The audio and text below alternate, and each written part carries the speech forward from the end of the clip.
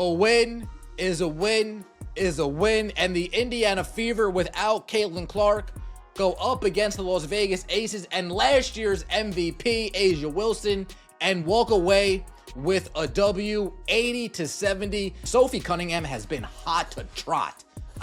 Sophie Cunningham has been on fire. What happens when the Indiana Fever lose their biggest superstar, but still manage to absolutely destroy A'ja Wilson's championship Las Vegas Aces?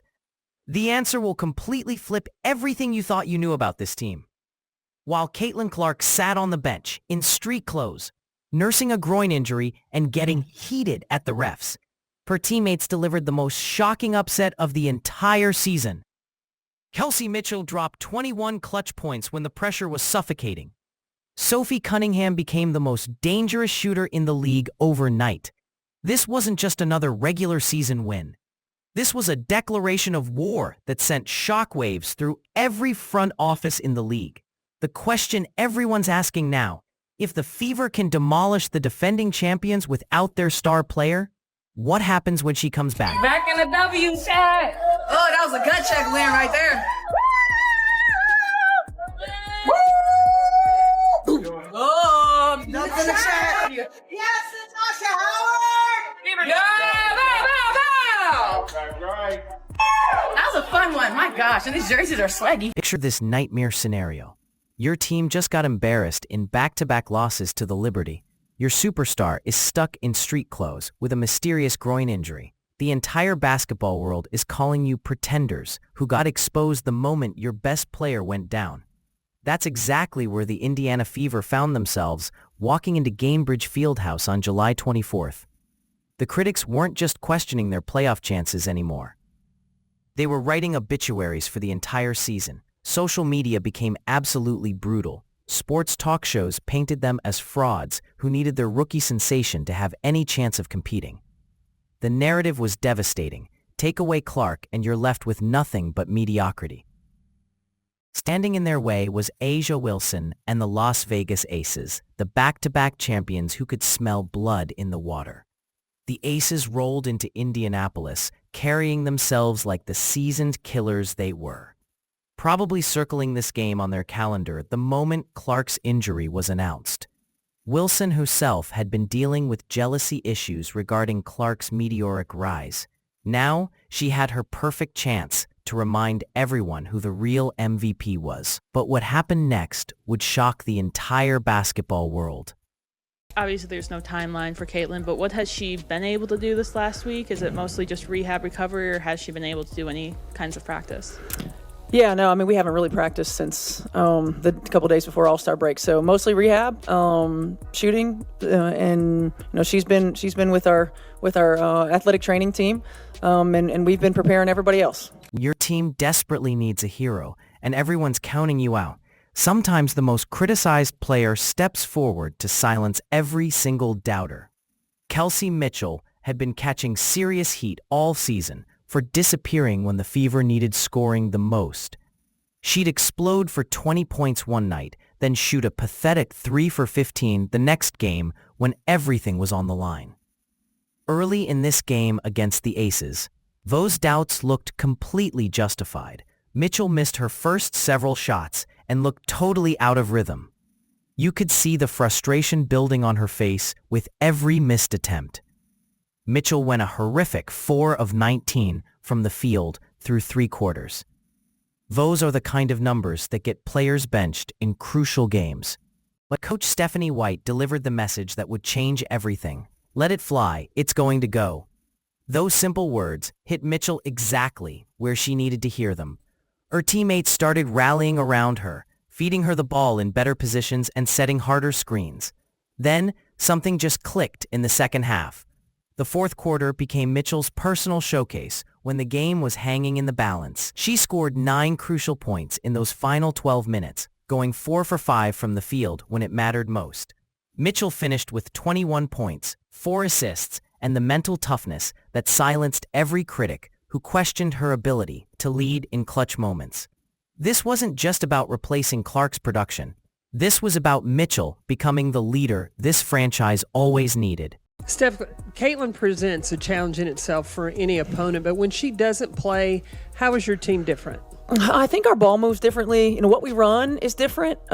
She has such gravity and her ability, not just to be the top of the scouting report, but her ability to make everybody better with the ball in her hands.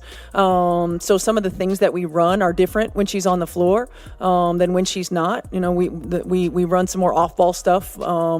A lot less on-ball actions. While everyone was obsessing over who would replace Clark's scoring, Sophie Cunningham quietly became the most feared shooter in the entire league. She entered this game riding a scorching hot streak that had her reaching double figures in 6 straight contests. But the numbers were getting downright ridiculous. Cunningham was shooting an absolutely insane 58.1% from three-point range over her last 6 games, making her the hottest shooter in the WNBA during July. These weren't garbage time threes either.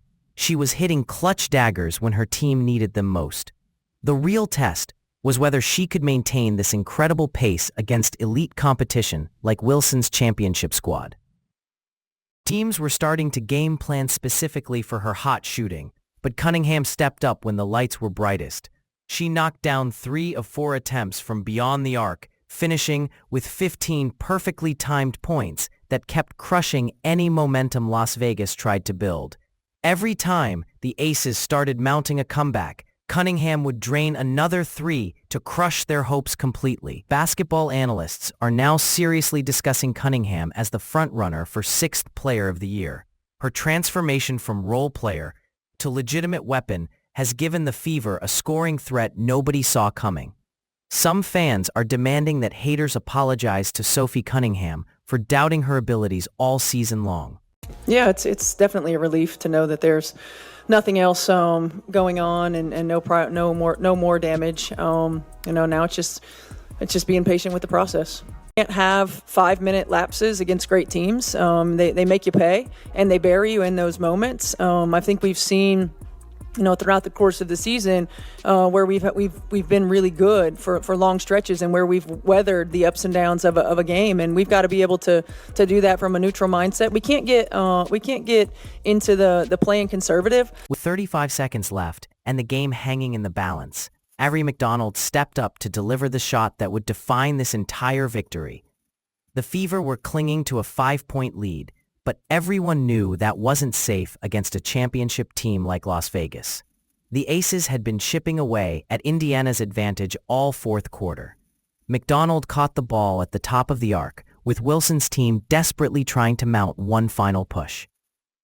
The pressure was enormous. Miss this shot and give the 2-time champions life to complete their comeback, make it, and crush their championship dreams completely. McDonald didn't hesitate for even a second. She rose up with the confidence of a player who belonged in this exact moment, launching a step-back 3-pointer that was absolutely fearless.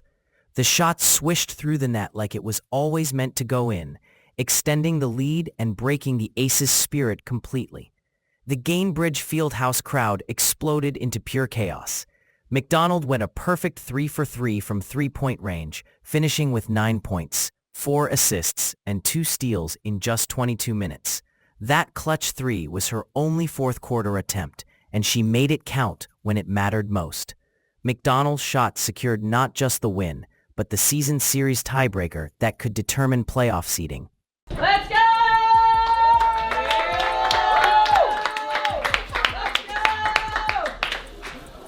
Okay, we answered runs today, y'all.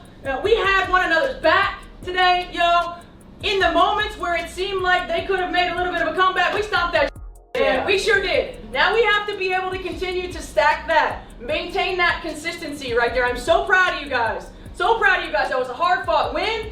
You earned it. We got on 3, 1, 2, 3 together.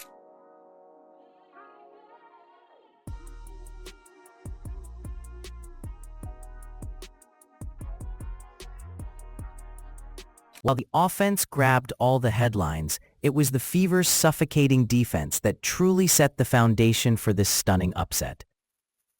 Natasha Howard dominated both ends with 18 points and 13 rebounds, but her defensive impact was what really changed the game's momentum completely. Howard grabbed 3 steals and controlled the paint, making life miserable for every Aces player who dared drive to the basket. The Fever limited Las Vegas to just one shot on most possessions, creating the open looks that led to all those clutch three-pointers. Their defensive rebounding was absolutely crucial against a team known for second-chance opportunities. When your defense is clicking like this, it creates easy offense through steals, deflections, and fast break opportunities that completely change a game's rhythm.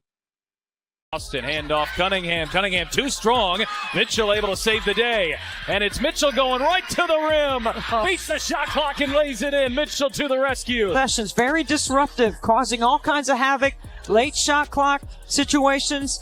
And then Kelsey Mitchell. Even though Caitlin Clark was stuck on the bench in street clothes, her competitive fire was burning bright throughout this entire victory. She was fully engaged from the sideline, jumping up and down after every big shot and celebrating like she was right there on the court.